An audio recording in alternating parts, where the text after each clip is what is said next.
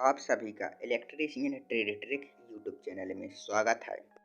इस वीडियो में हम 3 फेज इंडक्शन मोटर के ऑब्जेक्टिव प्रश्नों को सॉल्व करते हैं। 3 फेज प्रेरण मोटर है। 3 फेज प्रेरण मोटर स्क्विरल केज प्रेरण मोटर एवं स्लिप रिंग प्रेरण मोटर होती है, अर्थात इसका आंसर ए व बी दोनों होगा। 3 फेज प्रेरण मोटर के स्टेटर में स्थापित वाइंडिंग सेट की तीनों वाइंडिंग में कितने डिग्री का अंतर रखा जाता है? इसका आंसर है दोस्तों 120 डिग्री का।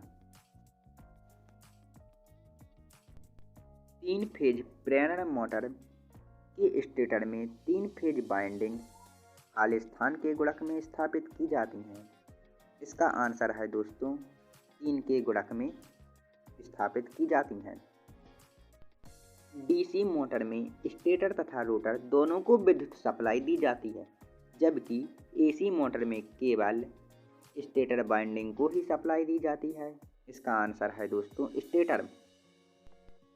3 फेज प्रेरण मोटर के बाउंड रोटर में तीनों वाइंडिंग सामान्यतः खालिस्तान के संयोजन में संयोजित की जाती हैं। इसका आंसर है दोस्तों स्टार संयोजन में। 3 फेज प्रेरण मोटर के रोटर में चालक स्थापित किए जाते हैं।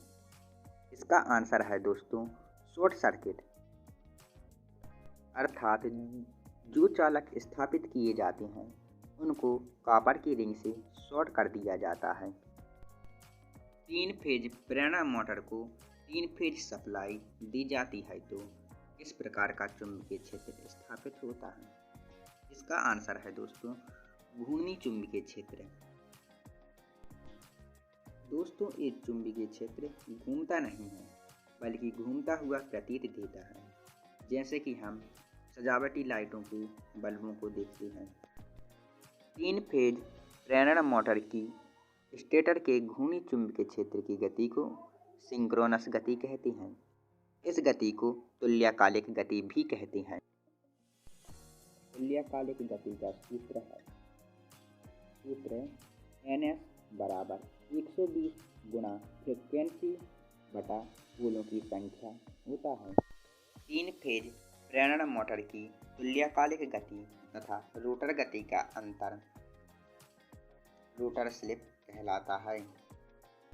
3 फेज प्रेरण मोटर में स्लिप और तुल्यकालिक गति का अनुपात कहलाता है।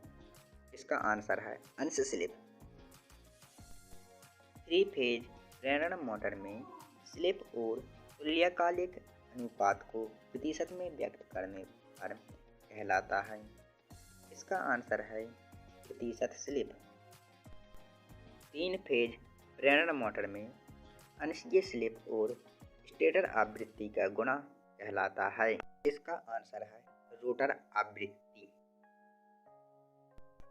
3 फेज इंडक्शन मोटर किस सिद्धांत पर कार्य करती है? इसका आंसर दोस्तों आपको कमेंट बॉक्स में देना है।